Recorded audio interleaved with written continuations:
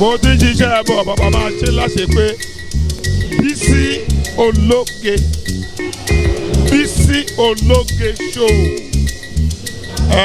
àwa la ní show tiwa ni ẹ má wò ó ẹ má yí kú òǹbẹ Rémi Adébáyọ̀ Ṣítàbí ọmọ Èkó pàtàkì ọmọ Èkó arómi sálẹ̀gbẹ̀lẹ̀gbẹ̀ bẹ́ẹ̀ ni nílùú Èkó wa yìí náà ni Bísí Ológe show àwọn tó ẹ máa gbádùn ẹ máa bá pàdé bẹ́ẹ̀ ẹ má wò ó dọ́tọ̀ sí náà.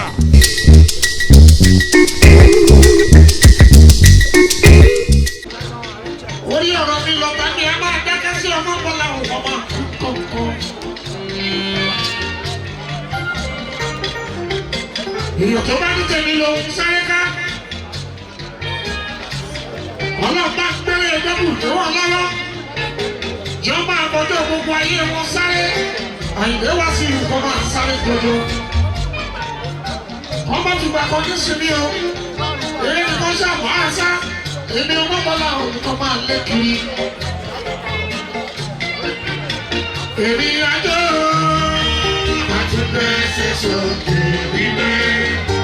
Bàbá ṣeun tó tọ́ fún mi nígbè.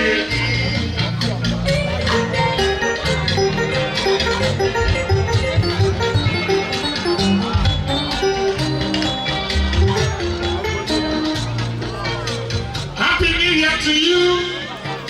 Gbogbo afẹ́ni lẹ́yìn tó tẹ ní kàlẹ́.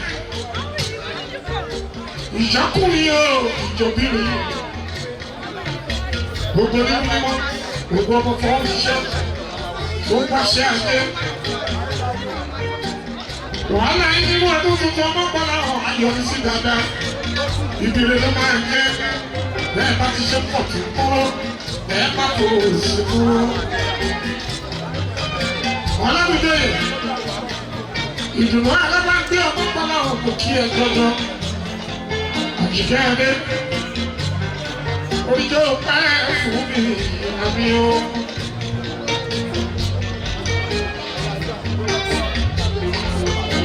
Gẹ́gẹ́ bí ọ̀rọ̀ kẹ́sì, a ní transformer tó ń tọ́mọ́ ìfẹ́ alábàgbé. Ẹ̀gúsí yẹ́lò, ẹ̀bà yẹ́lò,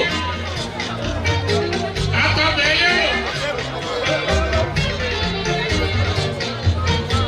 Àjíkẹ́rẹ́ lẹ́lò ló ń jọba nínú ilé wọn mọ́kànlá wà lọ́gbà ìlú ọgbà orí.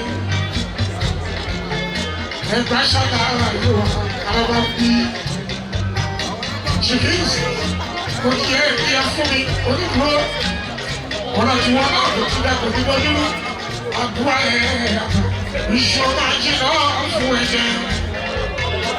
Mo bẹ̀ yẹ ọmọ lọ́dọ̀ bí. Kẹ́ẹ̀dọ́jọ́ bíi 1st of January. Gbogbo yìí kò kí. Fẹ́mi ọmọ Adébáyọ̀. Gbogbo fi yóò. Kẹ́ẹ̀dọ́ lọ fún. A kì í lu ní kì í ṣàdúrà fún ẹ.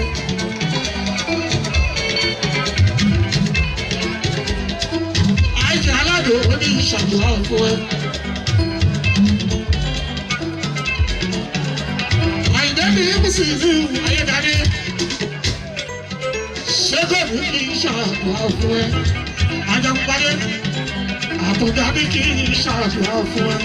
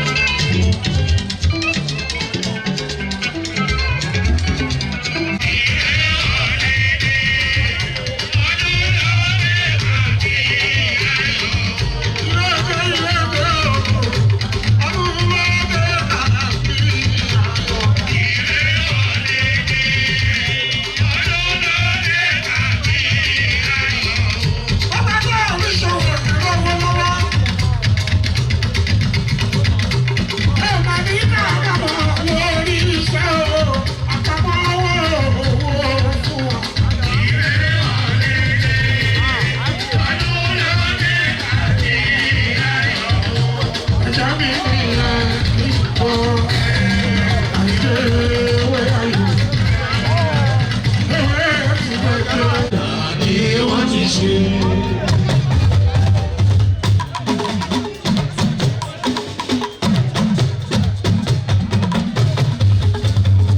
Àwa ti lù sí sáàgà o.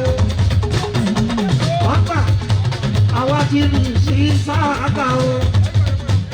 Ìlọ̀kùn ayọ̀ kọ́kọ́ ṣe báwọn ti lò. Ọ̀rẹ́ mi máa wọlé mọ́ ọ̀rọ̀ ọ̀gbọ̀n fún mi.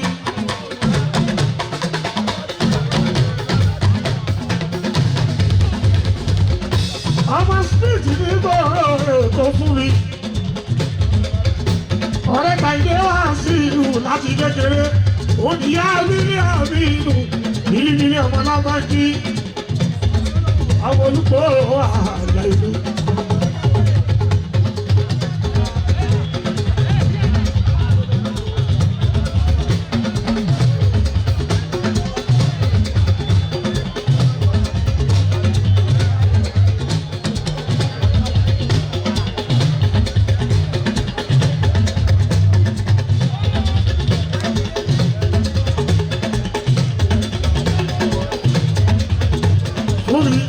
Ọmọ síìtì nígboro èkó mo kí ẹ kí ẹ ọ̀rẹ́ tèmi àyíké wá sí ìlú láti kékeré ṣáájọ máa.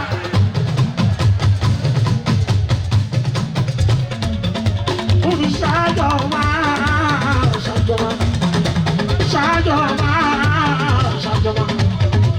Èmi là ó mú ẹ ọ̀dàdà ọmọ síìtì èmi là ó mú ẹ.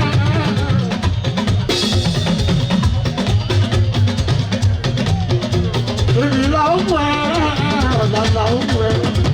Ẹnu ẹdún ẹdún lẹ́sẹ̀ bí èkúrọ̀ ojú ọ̀nà.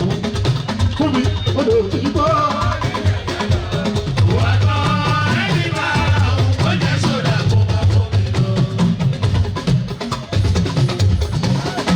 Àtọ́kọ ẹ̀ ọ̀làbáyé ọ̀rẹ́ ìgbé wá sí ìlú láti kékeré.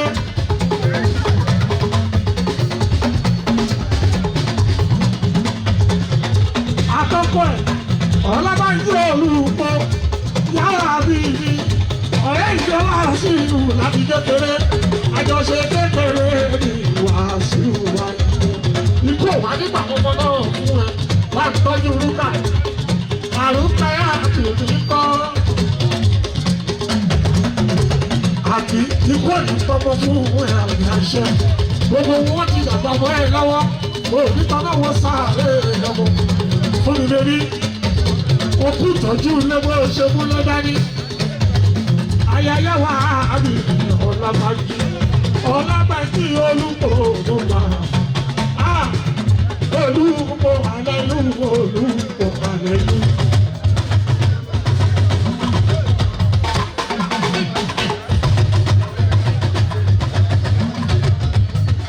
Olùkọ́ àlẹ́lú olùkọ́ àlẹ́lú.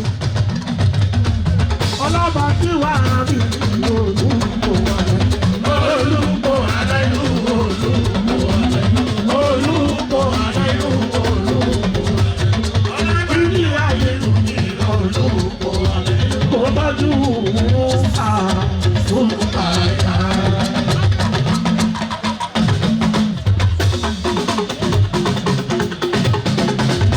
Mama Shakira, Happy New Year to you, Shakira. Àwọn ọmọ bíbí òun pọ̀.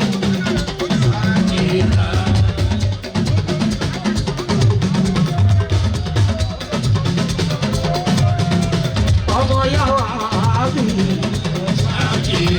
Ọmọ yàwá àbí. Owó ọmọ ni. Ọmọ yàwá àbí pẹ̀lú Shakira. Àti Rúkàyà àti Bílí àtinú pẹ̀lú Shakira. Ọmọ mi, ọmọ yàwá bí, ọmọ olùkọ́ bàbá Shakira. Bílí àtinú Shakira. Olúwa yóò fún mi.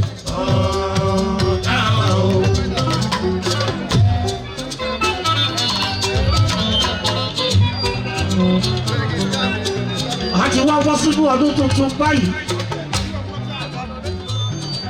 Thanks for watching this video. Please don't forget to click on subscribe button. Kindly comment and share. We drop new videos daily. Thank you. God bless you.